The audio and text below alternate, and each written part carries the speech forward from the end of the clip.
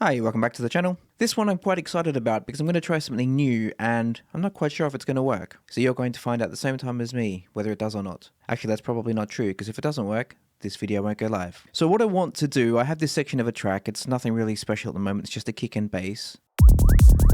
Just with the occasional effect in there.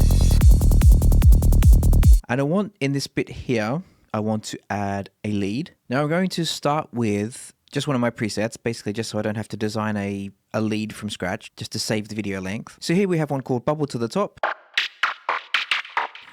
So let's just put in some random pattern, it doesn't matter. Series of 16ths, and then randomize the velocity because on the preset, I have the filter cutoff mapped to velocity. I'm just going to put in some random mutes also. So now let's have a listen.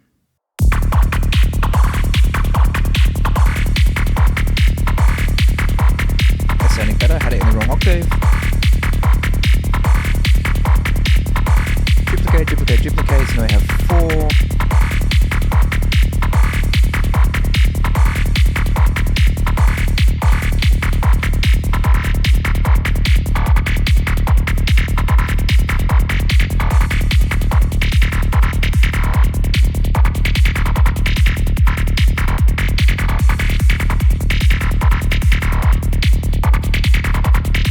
So there you go, that's fine for now. The point isn't to design the most amazing lead sequence, it's more proof of concept. Now let's have a look at what we have in the original patch itself. So we have the carrier currently set to a sine wave, that's not going to do for a saw. And then we have the modulator set to this squelchy wavetable.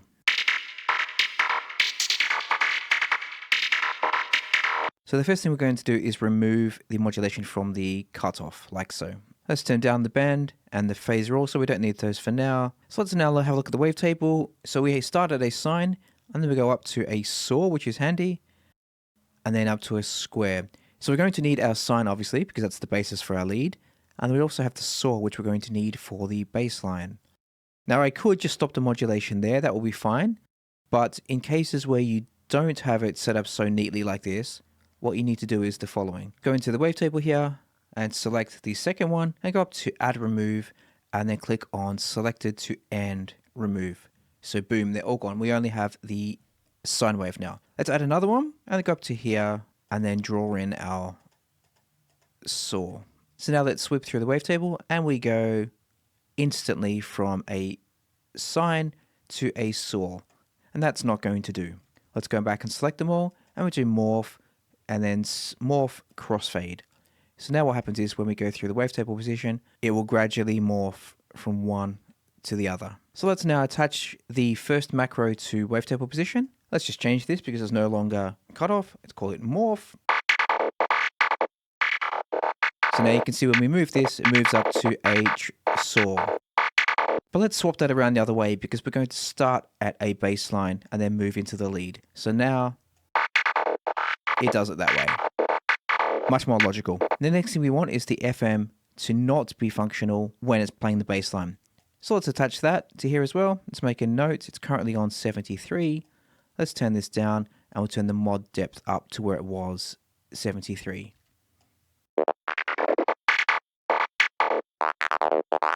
Oscillator B is always with its level down at 0. That's fine because it's only used as a modulator for the FM. The next problem we have is the filter, which is currently set to a bandpass. So let's change that from a bandpass to one of these multi-mode ones, which we want low bandpass, high 24. So now when we move through the conveniently named morph, it goes from a low pass to a high pass, but in the middle, it's our bandpass that we had earlier. Let's attach the morph macro to the morph knob, and then we'll turn that down, and then we'll put it at 50. So now at its lowest point, it's a low pass, and its high, it moves into a band pass. I can see resonance up here at 27, so let's do the same here. Let's turn it down, and then the maximum point, let's put that back to 27.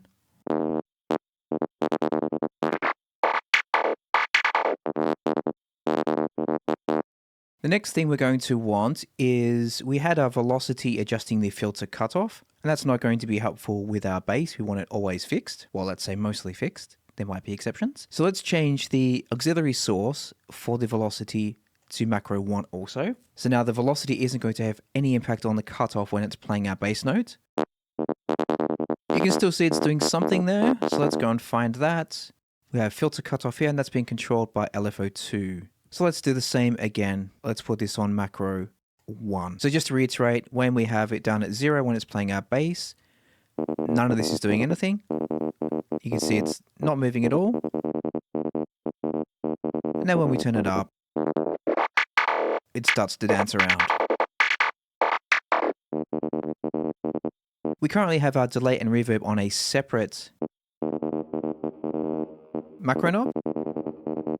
But just because we can, let's attach them to the morph knob also so that they automatically come in. Mainly just for demonstration purposes, really.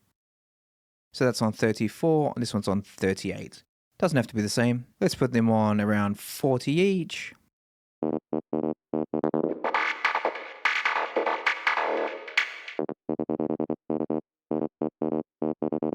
So we're getting there. Now let's just duplicate one of these. Return velocity back to 100. Standard bass pattern. And yes, before you comment, I know that sounds horrible. That is because we don't have anything modulating the cutoff yet. So let's assign the envelope to the cutoff, turn that down.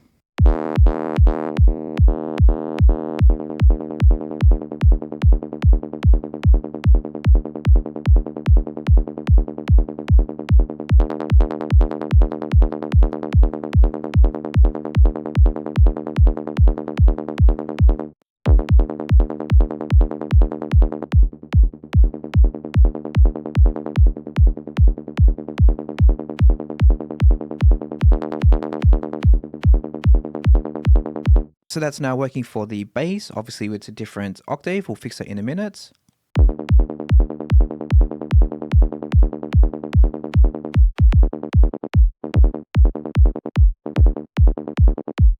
But we don't want that envelope when it moves to the lead. So let's go up to our matrix. Let's find envelope 2 we have here, and let's assign that to macro 1. And then playing this back, we can't hear anything. And that is because, and this might get confusing, the envelope has been disabled, but it's been disabled at its lowest point. Because don't forget, the envelope goes to this point and then back down according to this time here. So 0 to its maximum, which goes to there, and then down to 0, down to there. Well, I shouldn't say 0, down to wherever you've set the cutoff. So because we've disabled it, it's sitting at its resting point down here, which means we can't hear anything. So go back to our matrix, and then we flip this inverse. So now we can hear it. Let's just test it on the lead now. Still playing our bass. Turn up. But now we have a different problem. Once again, we can't hear it because the envelope is disabled. And once again, it's because it's at its lowest point. So that's easy fixed. Let's grab another one up here, and then we'll put this back to where we were. I think it was about there by memory, but we can always fine tune that later. There we go. Let's make it a bass. And a lead. Let's go back to our bass here. Turn it down to a bass. Turn down the octave.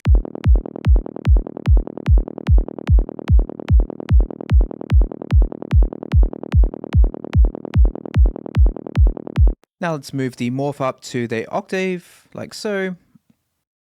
And let's make this 12.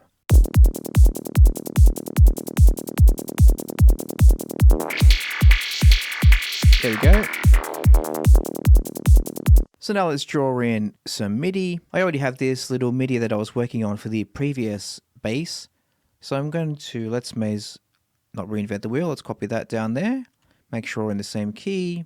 So D sharp 3 needs to go up 2 octaves. There we go.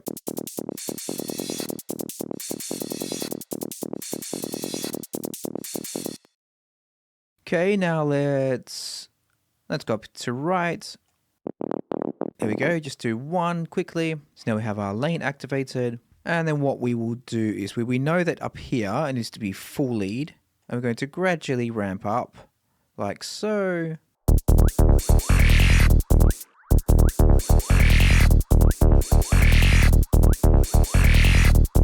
Let's give it a bit of a tease beforehand, not all the way, maybe about there. And then have a full bass, bit of a tease, and then we'll come back down here. Another one here, why not? As you can see, they're completely at random. And we'll listen to how that sounds.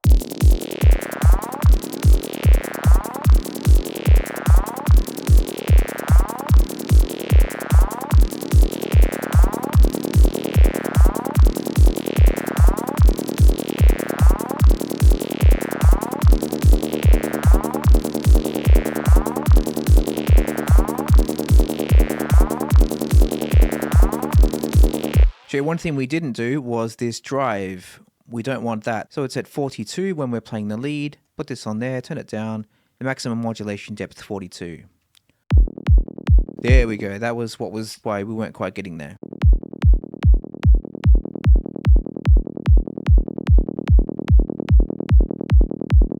Right, now it's sounding good. Okay, so let's have a listen to it. Now that sounded absolutely horrible, and there were two reasons for that. One, because the cutoff when it moves to a lead is now way too high. So let's bring this down. It needs to be in the middle. And obviously it is way too loud now. So let's add, we already have a compressor in here. So let's flick this to level, assign morph to there. And we're going to turn this down to a level. We already know that the bass level is where we want it. So now we're going to play with this and get the lead level where we want it. Which is about there. And then looking through the effects, we have a filter that needs to go on as well with the mix all the way down. Well, it needs to go down to 0 and then up when we're at lead. The frequency also needs to be down when we're doing the bass, because we don't want any low cut on the bass. The same with distortion. Down normally and then up to where it was. Dimension is already at 0, but we have hyper on. So let's do the same here. It's at 16, so down normally, and then we go 16 when it's playing the lead, or 15 will do.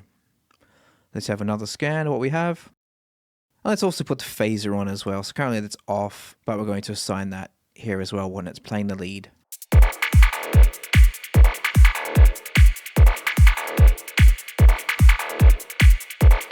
So now we've made those changes, that should sound a bit more fluid. Let's listen to it all again.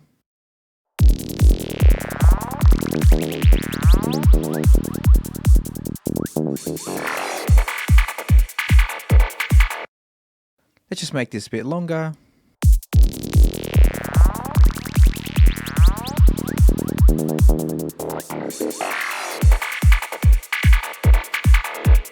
Then for the final step, we're going to duplicate this. Let's just call this one morphing lead, because that's where it ends up. And this one can be morphing bass still. And then what we're going to do, because obviously when it morphs into the lead, then we lose our bass, which is not good. And then we'll take it all the modulation. So we're still at the bass layer now. So now we should have bass, bass, bass, bass, bass, morph into the lead. We have lead and then bass here now simultaneously.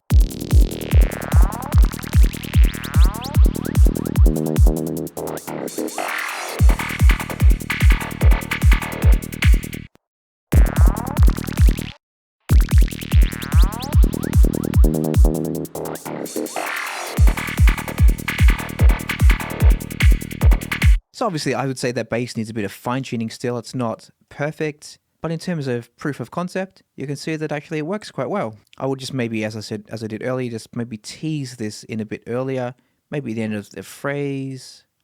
You don't want it too much because it's a bit too jarring.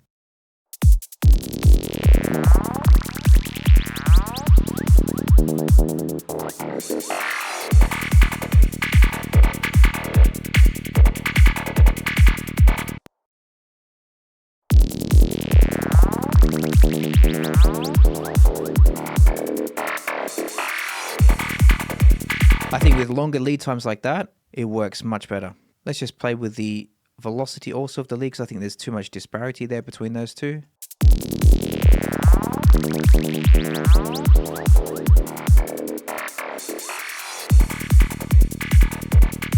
And I've overdone it.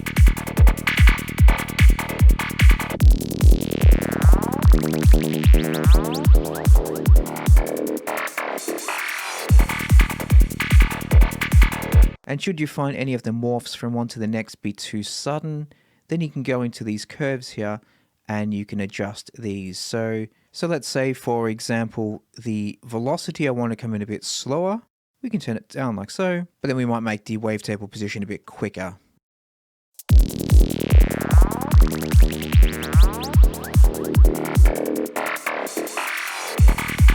think that works much better now.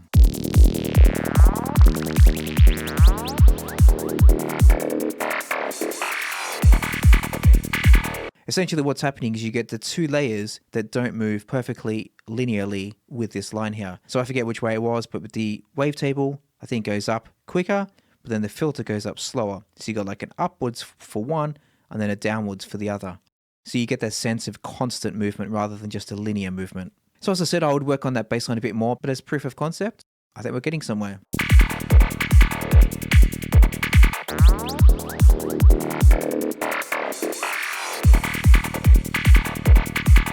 So there we are. Thanks for watching. I hope you enjoyed that. I hope you found it useful, and I hope you can apply it in one of your tracks. So thanks for watching, and I'll be back shortly with something else. We'll see you then. Bye.